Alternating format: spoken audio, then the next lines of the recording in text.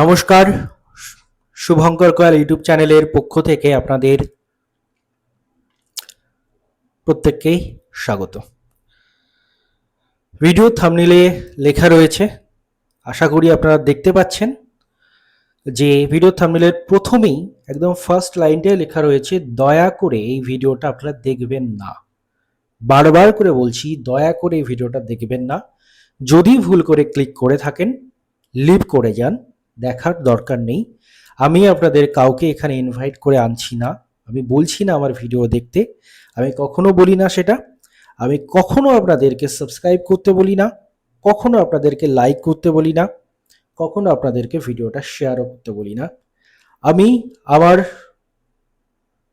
স্বাধীন চেতা মন নিয়ে আমি আমার কাজ করে যাই।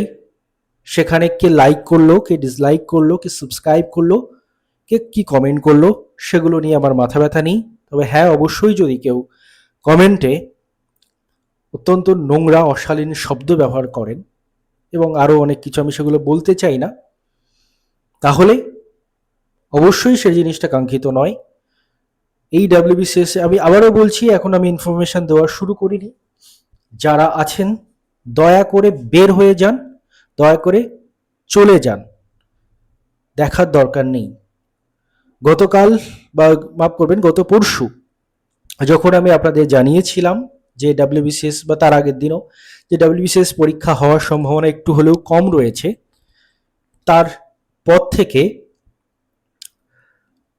তারপরেই যখন কি বলবো, তারপরে তো পিএসসিতে এমন তো নয় যে এই প্রথম পিএসসি কোনো একটা সিদ্ধান্ত নিতে গড়িমসি করেছে বা কিছু এটার নিয়ে যে দ্বিধাদ্বন্দ্ব ছিল না তা তো নয়। আমি না হয় প্রথম বলেছিলাম, তবে আমি তো একমাত্র ব্যক্তি নয় যে এই জিনিসটা বলেছিলাম যে ডাব্লিউবিসিএস, আমি হয়তো প্রথম বলিনি, আমার আগেও অনেকজন বলে থাকতে পারে, ওরকম প্রথম বলে কোনো গ্যারান্টিও নিচ্ছি না। তো এমন তো নয় যে আমিই একমাত্র ব্যক্তি যেটা বলেছিলাম, অনেক ডাব্লিউবিসিএস অফিসার, 4-5 জন ডাব্লিউবিসিএস অফিসারও বলেছিলেন, বিভিন্ন জায়গা থেকে খবরটা এসেছিল, আপনারা আশা করি সেটা জানেন। আর সমস্ত দোষ গিয়ে পড়লো সবকিছু আমার উপরে গিয়ে, যে আমিই ছড়িয়েছি বিষয়টা, আমি ভুল তথ্য দিচ্ছি। তাই জন্য এখনো বলছি, বের হয়ে যান, দয়া করে বের হয়ে যান। আমি বের হয়ে যান খারাপ সেন্সে বলছি না, আমি রিকোয়েস্ট করছি, দয়া করে বের হয়ে যান, দয়া করে চলে যান, ভিডিওটা দেখবেন না। যদি ভুল করে ক্লিক করে ফেলেন তবুও দেখবেন না। এটা আপনাদের আমার লাস্ট ভিডিও থেকে শুরু করে সমস্ত পোস্টে কোথাও বাদ নেই, যেখানে সেখানে বিভিন্নভাবে দোষারোপ থেকে শুরু করে, বিভিন্ন কুরুচিকর শব্দ থেকে শুরু করে বিভিন্নভাবে আক্রমণ আপনারা করেছেন। স্বাভাবিক ব্যাপার, আমি এটাকে স্বাভাবিকভাবেই নিই, কারণ যত বয়স বাড়ছে তত হিউম্যান নেচার সম্পর্কে অনেক কিছু জানছি, এবং মানুষকে আমি কখনোই কোনো মানুষকেই, সে হতে পারে আমার খুব নিয়ার অ্যান্ড ডিয়ার ওন, সবার থেকেই আমি সমদূরত্ব এড়িয়ে চলি। আমি কারোর কাছেই আমার সমস্ত কথা কখনো বলিও না, শেয়ারও করি না। Not even with my parents, not with even my brothers, not even with my anybody. I mean, আমি এমন কেউই নেই যার সাথে আমি এই জিনিসগুলো নিয়ে বলি বা বলতে চাই বা কোনো কিছু। কারণ আমি প্রত্যেকটা মানুষকে চিনি, আই নো এভরিওয়ান, প্রত্যেকটা মানুষের একটা নেচার আমি চিনি। তো এটা হিউম্যান নেচার, স্বাভাবিক ব্যাপার। মানুষ সবকিছু ওই দেনা পাওনার একটা ব্যাপার রয়েছে। তো আপনি যতক্ষণ ঠিকঠাকভাবে আপনার ওই মন জুগিয়ে চলতে পারবেন, আপনার থেকে যদি কেউ প্রফিট পায়, ততক্ষণ আপনাকে মাথায় তুলে রাখবে। যখনই আপনার মানে আপনি কোনোভাবে ব্যর্থ হবেন, অর্থাৎ সেই বলে না, পান থেকে চুন খসলেই, তখন আপনার উপর আক্রমণ নেমে আসবে, স্বাভাবিক ব্যাপার। আর এই সংখ্যাগরিষ্ঠ জনগণ নিয়ে কি আর বলবো, ইতিহাস তো সাক্ষী রেখেছে বহুদিন ধরে। আমি ইতিহাসের কেউ নই, আমি সামান্য ক্ষুদ্র ন্যূনতম এক মনুষ্য মাত্র, কিন্তু ইতিহাসের এমন অনেক মনীষীদের এই সংখ্যাগরিষ্ঠ মানুষরা অনেক কঠিন সাজা দিয়েছে। যেমন আমি যদি বলি, সক্রেটিসকে এই মানুষেরাই কিন্তু হাততালি দিয়ে, হেমলক বিষ পান করিয়ে কিন্তু উৎসাহের সঙ্গে হত্যা করেছিল। যীশু খ্রিস্টের মতো মানুষকেও এরা ক্রুশবিদ্ধ করতে থামেনি। কত উদাহরণ দেব, উদাহরণের শেষ নেই। কোপারনিকাসের মুখ বন্ধ করেছিল, গ্যালিলিওকে অন্ধ করেছিল। কোথায় যাব, কোথায়? প্রত্যেকটা জায়গায় এরকম পাবলিকদের ইয়ে রয়েছে, সমস্ত জায়গায়। স্বয়ং সীতামাতাকেও এরা অগ্নি পরীক্ষায় বাধ্য করেছিল।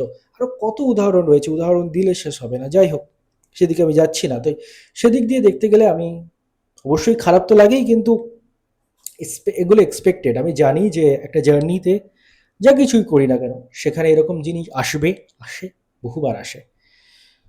আমি আবারও বলছি, বেরিয়ে যান, চলে যান, ভিডিও দেখার দরকার নেই। 5 মিনিট হয়ে গেছে, আমি কোনো আপডেট দিইনি। আপনারা চলে যান। বাকি যারা বহুজন আমার কাছে আবার এমনও রয়েছেন যারা বহুজন জিজ্ঞাসা করছেন ইনফরমেশনের ব্যাপারে, তাদেরকে আমি জানিয়ে দিই। দেখুন, পরীক্ষা 14ই জুন হচ্ছে। অফিসিয়াল নোটিফিকেশন আসার অপেক্ষা, এবং যতক্ষণ না অফিসিয়াল নোটিফিকেশন আসছে ততক্ষণ আহ, আপনারাও বিশ্বাস করবেন না আমার কথা, করার দরকার নেই। আপনাদেরও বিশ্বাস করার দরকার নেই, যারা জানতে চান তাদেরও বিশ্বাস করার দরকার নেই। তবে খবর এটাই যে 14ই জুন WBCS পরীক্ষা হচ্ছে। আপাতত পিএসসি সিদ্ধান্ত নিয়ে নিয়েছে। আপনারা জানেন, গতকাল আমি আপনাদের জানিয়েছিলাম পিএসসির এই সংক্রান্ত একটা মিটিং ছিল, এক্সাম কোঅর্ডিনেটর সুপারভাইজারদের নিয়েও মিটিং ছিল, এবং সমস্ত রকম আলাপ আলোচনার ভিত্তিতে পিএসসি কিন্তু ফাইনালি ডিসিশন নিয়ে নিয়েছে যে পরীক্ষা পিছনোর যে ব্যাপারটা তারা ভাবছিল সেটা আর হচ্ছে না। পরীক্ষা কিন্তু পিছোচ্ছে না, পরীক্ষা 14ই জুন হচ্ছে আপাতত। নতুন করে যদি কোনো জটিলতা না তৈরি হয় তাহলে পরীক্ষা 14ই জুন হচ্ছে। এবার এই পরীক্ষার ডেট পিছনো নিয়ে বহুজন তো আমাকে অনেক কথা বলেছিলেন। দেখুন, এমন তো নয় যে পিএসসি কখনো ডেট পিছোয়নি। এই পরীক্ষাটা কবেকার পরীক্ষা? অনেকে আমাকে বলছেন আপনার জন্য আমাদের 1 থেকে 1.5 দিন কি 2 দিন পড়াশুনো নষ্ট হয়ে গেছে। পরীক্ষাটা 2023, এই 24-এর, 2023-এর পরে এই পরীক্ষাটা হচ্ছে 2024-এর। 3 বছর ধরে আপনারা পড়াশোনার সময় পান। আমি কি একটা ভিডিও বানালাম, ন্যূনতম একটা মানুষ, আমার জন্য আপনাদের পড়াশুনো বন্ধ হয়ে গেল, আমার জন্য আপনাদের রেজাল্ট খারাপ হয়ে গেল, আপনারা অফিসার হবেন? সত্যি ভাববার বিষয়। তো যাই হোক, ভেবেও বা কি হবে? আপনাদের ভাবনা আপনারা ভাবুন, আমার ভাবনা আমিই ভাবি। তো কথা হচ্ছে এটা যে পিএসসিও কিন্তু এই ডাব্লিউবিসিএস পরীক্ষার ডেট, এই W2024 পরীক্ষার ডেট কিন্তু বারংবার পাল্টেছে। আপনারা সেটা ভালো করে জানেন। এক্সাম ক্যালেন্ডার দিয়েছিল, সেটা থেকে পাল্টেছে। তারপরে পরীক্ষায় সম্ভবত মার্চ মেনশন করেছিল, সেখান থেকেও পাল্টেছে। দুবার হয়তো পিএসসি এই এক্সাম ডেট পিছিয়েছে। তো এক্সাম ডেটটা পিছিয়ে যাওয়া খবরটা কি একেবারেই অসত্য ছিল? জানি না। আর অসত্য যদি থাকবে, আমি না হয় একা ক্ষুদ্র মানুষ, এতজন বলবে, এতজন ইনফরমেশন নিয়ে বলবে। পিএসসি প্রাক্তন আধিকারিক স্যারও তিনি কনফার্ম বলতে পারবেন না। তিনি বলবেন দেখা যাক পরীক্ষা হচ্ছে কি না। তিনি নিজেও বলেছেন 2-3 দিন আগে। আর পরীক্ষা যে পিছিয়ে গেল না, আমি বলেছিলাম পিছিয়ে যাবে, ইনফরমেশন নিয়েই বলেছিলাম, পিছিয়ে যে গেল না তার সমস্ত দোষটা আমার উপর এসে পড়লো। কোনো জাস্টিফিকেশনের দরকার নেই, আমি এখানে কোনো জাস্টিফিকেশন দিতে আসিনি, কিচ্ছু করতে আসিনি। আমি জাস্ট বিষয়টা রাখলাম, এবং আপনাদের যেটা বলার সেটাও বলে গেলাম যে ডাব্লিউবিসিএস পরীক্ষা 14ই জুন হচ্ছে। আপাতত নতুন করে কোনো জটিলতা না তৈরি হলে 14ই জুন ডাব্লিউবিসিএস পরীক্ষা হচ্ছে, এবং সেই অনুযায়ী আপনারা প্রিপারেশন নিন। আর আমার জন্য যদি 1-2 দিন নষ্ট হয়ে গিয়ে থাকে, সেটা নিয়ে আমার কিছু বলার নেই, কারণ আমিও এটা এক্সপেক্ট করি না যে মানে 1-2 দিন, মানে 3 বছর পরে গিয়ে পরীক্ষা হচ্ছে, 1-2 দিন কোনো একটা মানে জাস্ট একটা ভিডিও দেখে মানুষের পড়াশুনো সব লাটে উঠে গেছে।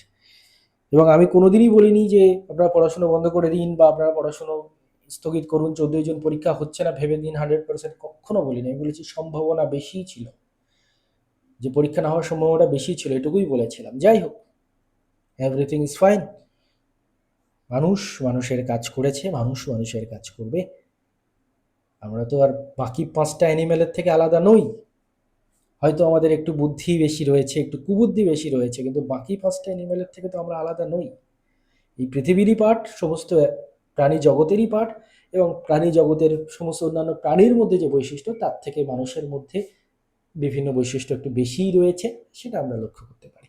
যাই হোক, আবারও বারবার করে বলে দেওয়ার, ডাব্লিউবিসিএস পরীক্ষা 14ই জুন হচ্ছে, ফাইনাল হয়ে গেছে, পিএসসি ফাইনাল করেছে এটা আপাতত। এখনো পর্যন্ত অফিসিয়াল নোটিফিকেশন আসেনি, তাই ওই আবার 100% বলাটা মুশকিল। তবে ফাইনাল কিন্তু হয়ে গেছে। বহুজন জানতে চাইছিলেন, তার জন্যই কিন্তু এটা বলে দেওয়ার। আর বহুজন জানতে চাইছিল না, তাদেরকে আমি প্রথমেই বলেছি দয়া করে ভিডিওটা দেখবে না। ধন্যবাদ সবাইকে, ভালো থাকবেন, আর ভালো করে পরীক্ষা দেবেন। সে আপনি পছন্দ করতেই পারেন, নাও করতে পারেন, কিন্তু উইশটা সবার জন্যেই, সবাই ভালো করে পরীক্ষা দেবেন। ধন্যবাদ, ভালো থাকুন।